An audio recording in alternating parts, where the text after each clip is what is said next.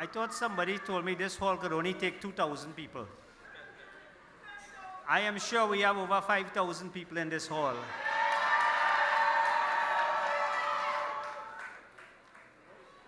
Political leader and Prime Minister of the Republic of Trinidad and Tobago, Dr. Keith Christopher Rowley. What is that? Are we boy?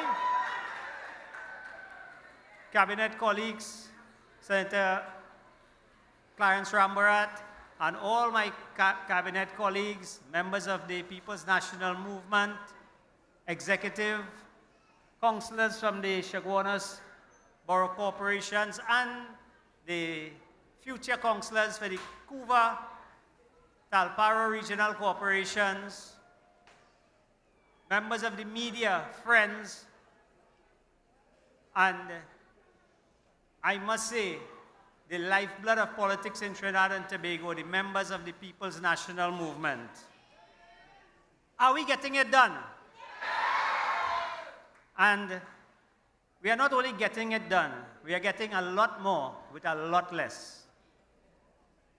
But before I speak as the Minister of Works and Transport tonight, just allow me to pay my respects to a very dear friend of mine and somebody who I consider somebody who I felt would have done his part for the Hindu community and for the people of Trinidad and Tobago. We may not all agree with his style, we may not all agree with the things he said and how he said it, but tonight I want to pay my respects to Mr. Sat Maharaj because I thought he would have done a significant part for education and culture.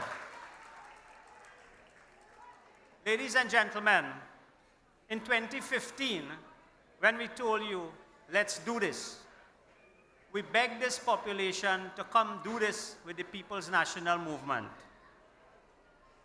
What we were telling you then is that every ministry in Trinidad and Tobago, with your support, will get the job done. And we will also get the job done in a way that will ensure that the interests of every citizen in Trinidad and Tobago would be protected. Ladies and gentlemen, having said that, we came back to you here in 2019 to report to you basically on our progress. We are not here to tell you why you should vote for the PNM because the UNC were very corrupt. We are not only here to tell you that they were corrupt and the way they managed the country. We are here to report to you on how we managed the country in the last 4 years and what we were able to achieve. And from the Ministry of Works and Transport, I can tell you what we did in your interests, acting on your behalf, is we transformed the way the ministry did business before. We promised you to act on your interests, and what we did is that the first way we approach our infrastructure projects, guided by the political leader and Prime Minister, is that we are supposed to work firstly in the interest of our local contractors. What we did, we ensured that all our projects were being driven by a development program for Trinidad and Tobago. We ensured that we had the widest possible participation from our local contractors. And in doing that, what we did, we tailored our products and the way we packaged them so that the local contractors could have participated. And we ensured that we had a free and fair and transparent tendering process. Let me give you some examples of that. The San Fernando to Point Fortin Highway. When we came in, we met a contractor who was bankrupt. The previous government awarded a contract to one single contractor. That contract was terminated, having spent over $5 billion. The project was heading for a completion of close to $10 billion. Now remember, this project was tendered out in 2009, 2010, and the then government refused to award the contract because we found that the price was significantly higher than the engineer's estimate. They went ahead and awarded the contract. The contractor, even at that exorbitant price, said he couldn't finish. They altered the contract for him, took out a significant portion of it without reducing the price. Even that couldn't help the contractor. We eventually had to terminate the contract because the contractor went bankrupt. Under the guidance of the Prime Minister and the team that we were going to work in the interest of the citizens of this country, we decided to break that contract up, to finish that. This is after we went to court and got back $1 billion for you, the taxpayers.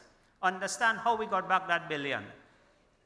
One day before the general election, one day, the then government and the Ministry of Works and DITCO took out a clause from a contract that said if the contractor goes bankrupt, we can terminate the contract. They took out that clause. So even if the contractor goes bankrupt, we can't terminate. Minister Young and his team went to court and they were able to get back $1 billion from that contract. That $1 billion allowed us to restart the highway to San Fernando. But how we restart the highway? We broke it up into 12 packages. And we allowed the local contractors and the foreign contractors to tender for the project. 12 packages were won by 5 local contractors. And that is how we say we are working in your best interest. But what is more important, we were able to bring that highway back in line to the prices that the PNM government had estimated to be. When we came in, that highway was on average $125 million per kilometer. We were able now to bring it back to close to $85 million with our local contractors. Now that is what we talk about when we said that we're going to have transparent tendering process.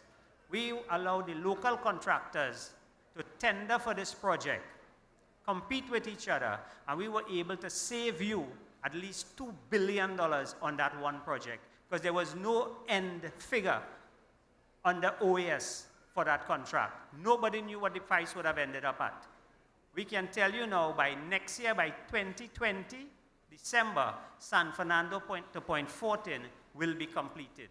Just recently, we opened a segment of the creek. I see the UNC are taking some umbrage that we partially opened the creek. Well, what they're not telling the population, that same segment failed under them 3 times, where it collapsed under them. We were able to complete it and finish it, and right now you can drive on the creek without being flooded out in your car. Another project that we can boast about, the way we handle it under the guidance of the Prime Minister, is the Kumoto to Manzalan to Sani Grande Highway. I remember coming in as the Minister of Works, and there was a contract on the desk of the Minister of Works to take to Cabinet for $1.9 billion. Using the same system that they use on the San Fernando Highway, where they were about to award this contract to one single contractor, no land acquisition in place, no final figure, but to award the entire highway, $1.9 billion, to one single contractor. We said no. We broke it up into 3 sections. But what is significant about that? The person that they were supposed to award for $1.9 billion, he also tendered on the 5-kilometer phase. They came in at $600 million. A local contractor was able to win it for $400 million, 50% less. Now you can imagine if we had done the entire highway at that price, if just on one phase we save 50%, $200 million on a $400 million contract. Let us look at the Curepe interchange.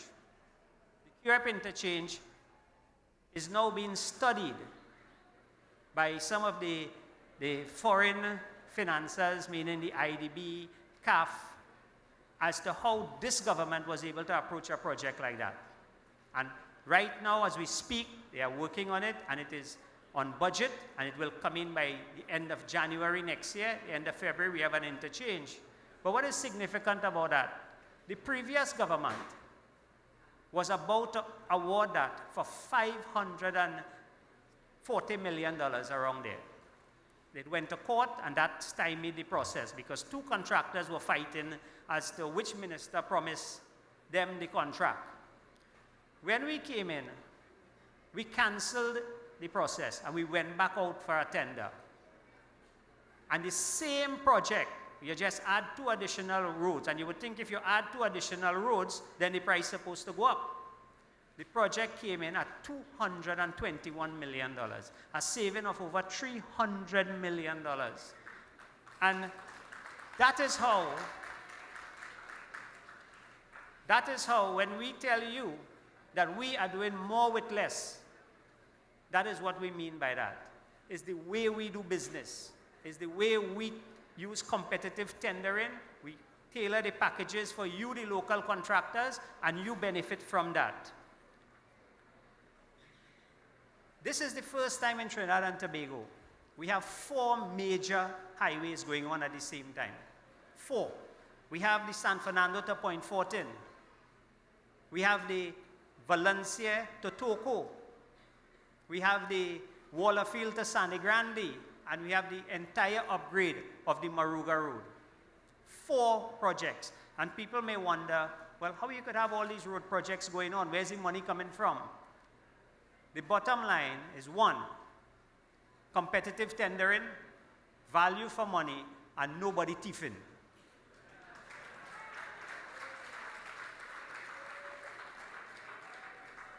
We have several projects going on in Trinidad at the same time.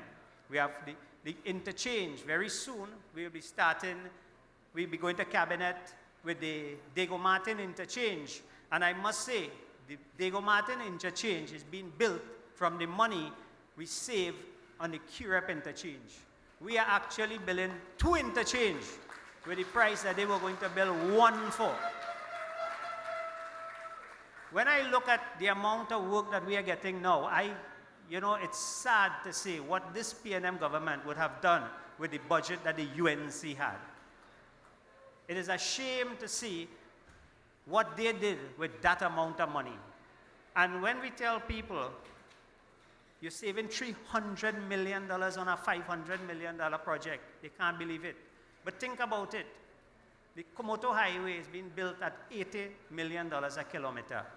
The South Highway, same terrain, same greenfield, was being built for almost $125 million. $45 million difference on a 47-kilometer highway. 1 kilometer, $25 million. 1 kilometer, $45 million doesn't sound like much, multiplied by 47. And think about what you could do with $2 billion on one project. And that is what we said when we say, let's do this, and we will do more with less. That is how this country is running. A reduced budget, but no public servants sent home, no IMF. The reason for that is that we are managing your money the way it should have been managed in the first place.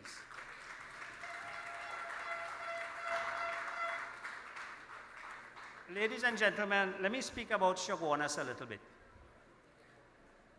We promised in our manifesto ring road around CHAGUANAS, CHAGUANAS Traffic Alleviation Project. I am happy to report that in July this year, we opened the first phase of that. And only today, I got a call from the business community in CHAGUANAS, where they want an urgent meeting about the future of to solve the traffic problem in CHAGUANAS. Well, we promise you that we will solve the problem, but it has to be done on a phase basis. So in 2020, we have phase 2, which is to expand on and I think on the screens you might be able to see if they have the CHAGUANAS traffic alleviation projects. That is our plan for CHAGUANAS. It's putting in 2 additional roundabouts in 2021, And by 2023, we will have a complete ring road around CHAGUANAS, and that is your traffic alleviation for CHAGUANAS. So this government is getting it done, not only on the east-west corridor, not only in Diego Martin, but in central, in south. Very soon, we have the San Fernando waterfront project. And I'm hoping that we can turn that sod by mid to the end of December, if not by early January. The San Fernando waterfront project will be started under the Ministry of Works and Transport doing the infrastructure work. Designs have been completed. We expect the tender documents to be out within a week or so. So this government has work happening in Point Fortin. If you go to Point Fortin now, you will see a contractor starting the highway from Point Fortin coming back to San Fernando. We have 5 active contractors in San Fernando, in Point Fortin, in Komoto. If you look at the Komoto project, people couldn't visualize that they will have a highway by next year going into Sani Grande. That is happening as we speak. You're going to Toko, you go to the Valencia Road, you will see 8 contractors. Because the way we tendered that project out, no contractor could get more than 1 project, because we had to share the work around. We have 8 contractors working on the Valencia to Toko Road. And that is what we meant when we said, we will seek your interest and let's do this together. And that is why I can boast today that we are getting it done. Ladies and gentlemen, there's one other area that I want to touch on. The licensing office. When we said some time ago that we're going to clean up license office, a lot of people thought we were joking. I don't know if the Prime Minister took me seriously when I said that we're going to fix license office. What we have been doing for unlicensed office for the last 3 years is using IT to clean up the license office and to bring it to the point where license office will not be a nightmare to go to. But in order to do that, there were a lot of people in license office that were pushing us back. There are a lot of people in license office who are saying we should not computerize license office. Well, we are about 100% completed on that. But more important, at the license office, in January, we'll be launching the U-turn system. And what is a U-turn system? It's a new system where we use technology, and most of the services that you go to license office to line up for will be a thing at the pass. U-turn service, demerit point system, red light camera enforcement. By January, that technology will be here in Trinidad and Tobago. The unit have been fully staffed at the Caroni office. All the enforcement officers have been trained. The handheld devices, just like what we see in the developed countries. When they stop you, they give you a ticket. No more writing and all these things where you have to wait half an hour to get a ticket. And you know, there was a joke in Trinidad where a policeman had charged you on one street and he said that was too hard to spell, he carry on the next street and he give you the ticket. Those things are things of the past. So by January, we will have these new tickets system. Ladies and gentlemen, license office will be transformed. This was supposed to be done in 2008, 2009. That is where the transformation started. But what had happened is that in 2013, a decision was taken and a bond was raised for $389 million to transform the license office, build 3 new offices, and I think it was 3 satellite offices. Unfortunately, the Minister of Transport then, who has a lot to say about P&M, Devan Maharaj, I could call his name because I have court close. Devan Maharaj took a decision that they're going to build 1 building in Caroni. Now remember, this $389 million was supposed to build 3 offices, a head office and satellite offices. Offices at the port, so when vehicles coming in, they start to trail them from there. License office Caroni was supposed to cost $45 million. $45 million. So this 389 was to transform the office. A decision was taken under Devan Maharaj to spend $280 million on 1 building. And the contractor was SIS, of course. Right? So we came in, they spent the money.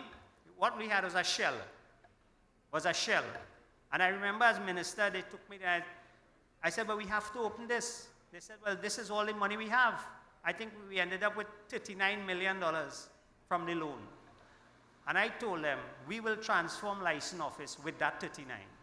But then they showed me, they said, no, minister, we go into cabinet because Mr. Maraj bought a property in Arima.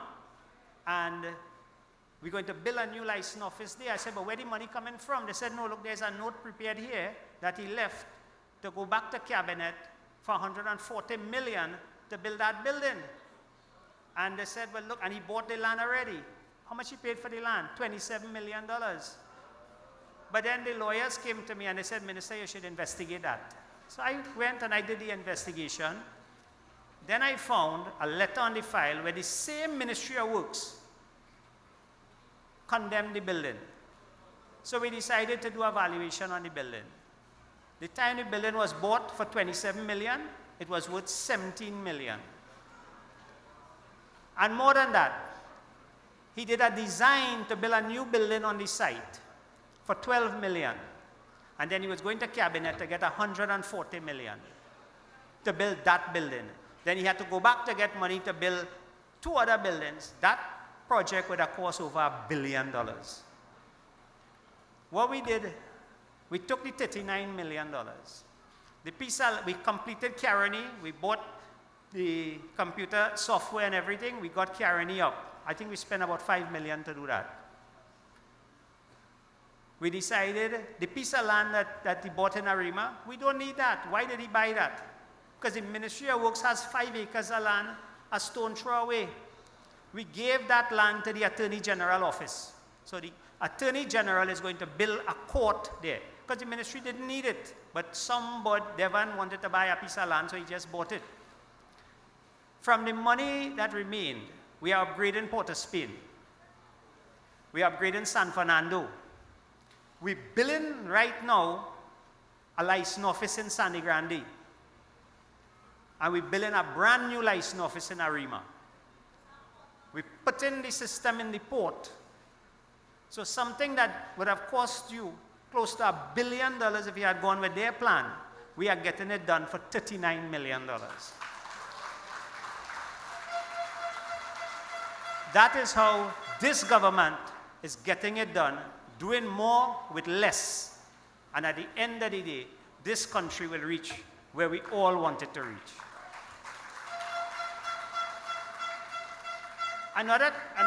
As if I can get 5 more minutes, because I know my time is limited. And as campaign manager, I am not allowed to speak at every meeting, because I have to be all over the country. But I want to correct one more piece of mischief that is in the public domain. Senator Saddam Hussein said in the parliament, his big bombshell was the PNM using URP. Remember that? And that made the papers for 2-3 days. They so don't have news that when somebody just puts some Cambridge Analytica something outside, they run with it. PNM don't use URP people. If the URP people decide that they feel their interest is better served under the PNM, they're welcome to support the PNM. We don't tell anybody who to vote for. We don't tell anybody who to vote for. But Trinidadians are very sensible people. And they know where their interest lies. They know who will take care of them in the future. In 2015, and this is another, something that you all as citizens must take note of. URP is the Unemployment Relief Program. $725 million was passed to that program in 2015. And you would think if URP gets $725 million, everybody in Trinidad employed, because it's for unemployed people. And if you divide that per salary based on the URP income, you could employ a couple million people well, right? But what they did with URP, they use URP as a procurement agency. And when I came in, I saw about $200 million in bills. But these bills were for billion-dollar companies, companies that were building roads for the ministry. And I question, if URP is an unemployment program, how come these companies getting these contracts there? Up to today, half the jobs we can't find. We can't find half the jobs up to today. So Saddam Hussein have a problem. Now this budget, my budget for URP, is $182 million. We were able to hire over 36,000 people. We got 150 projects done by the URP employees, no contractors. Not a single contract was awarded to a contractor. URP workers did it. 150 projects, and you can go in every constituency and see it. From that $182 million, 36,000 people employed. In their case, it's about 9,000 people employed, but they spent $725 million. And when Saddam Hussein wanted to get up and criticize URP